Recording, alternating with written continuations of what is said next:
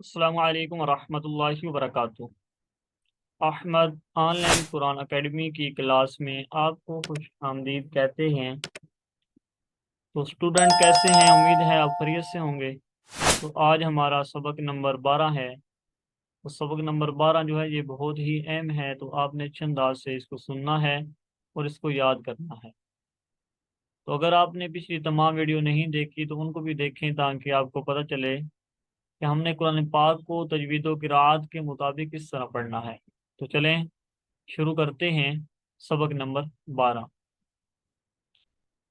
اور سبق نمبر 12 کو پڑھنے سے پہلے یہ بھی جان لیتے ہیں کہ سبق نمبر 12 کو ہم نے کس طرح پڑھنا ہے۔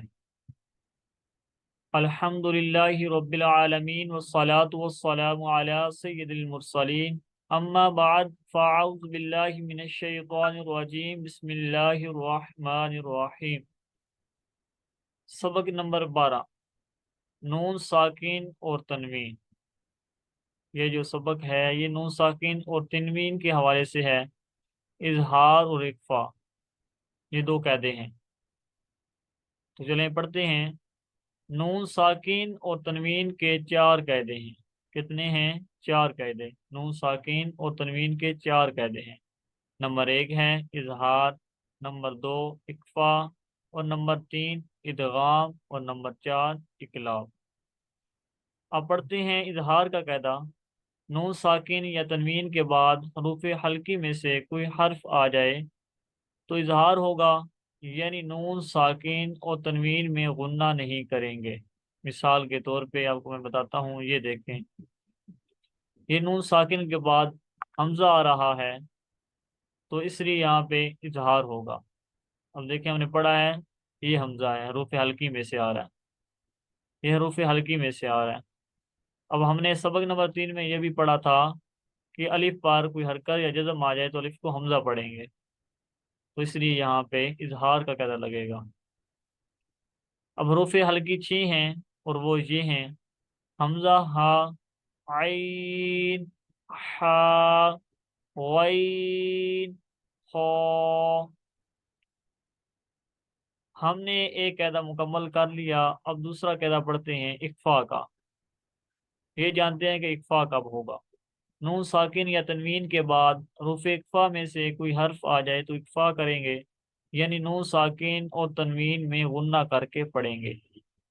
اور حروف اخفا جو ہیں وہ 15 ہیں۔ چلیں پڑھتے ہیں کہ حروف اخفا کون سے ہیں۔ نمبر 1 تا، تا، جیم، دال، ذال، ذا، سین، شین، صاد، ضاد، طا، ظا، فا، قاف، کاف۔ اب یہ 15 ہیں۔ اب دیکھیں کہ نون ساکن یا پھر تنوین کے بعد اگر یہ ان 15 میں سے کوئی بھی حرف آ جائے تو اکفا ہوگا اور یہاں پہ غنہ کر کے پڑھیں گے۔ مثال کے طور پہ یہ ہے نون ساکن اور تنوین کے بعد اکفا میں سے تا آ رہا ہے اور یہاں پہ نون ساکن ہے اور آگے چل کے تنوین بھی آئے گی، تو اس لیے یہاں پہ ہم اکفا کریں گے۔ میں پڑھتا ہوں، فَمَن تَبِعَ، فَمَن، یہاں پہ اکفا کا غنہ ہو رہا ہے۔ تو چلیں آگے پڑھتے ہیں۔ ادغام اور اقلاب کے قاعدے سبق نمبر 14 میں موجود ہیں۔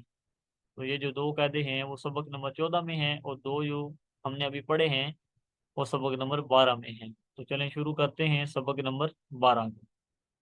اعوذ باللہ من الشیطان الرجیم، بسم اللہ الرحمن الرحیم۔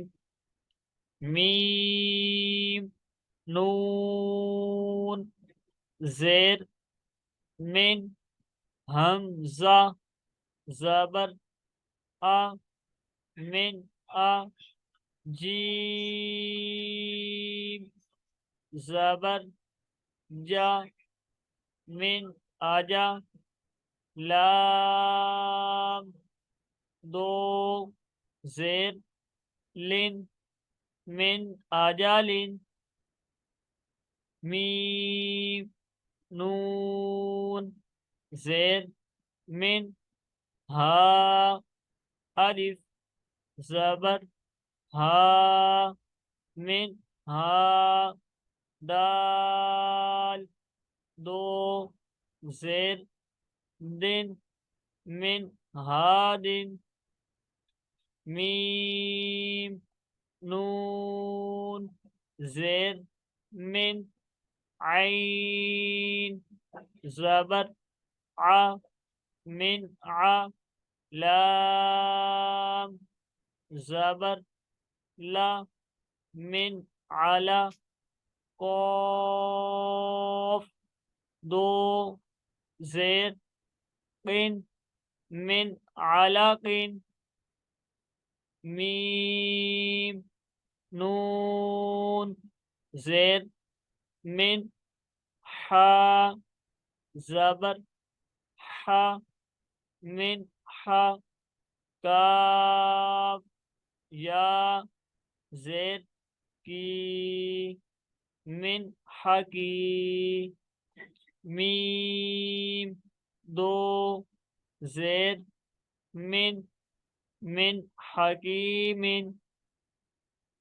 آگے پڑھتے ہیں، میم نون زیر، من غین زبر غا، من غا، فا واو پیش فو، من غفو، را دو زیر، رن من غفور، یہاں پہ اظہار کا قاعدہ لگے گا، یہ جتنے بھی میں نے پڑھے ہیں یہاں پہ اظہار کا جو قاعدہ لگے گا، اور یہاں پہ غنہ نہیں ہوگا، یہاں پہ غنہ ہوگا، وہاں پہ اخفاء کا قاعدہ لگے گا۔ ابھی میں آپ کو بتاتا ہوں کہاں پہ اخفاء کا قاعدہ لگے گا، تو چلیں آگے پڑھتے ہیں، میم نون زید، من خو واو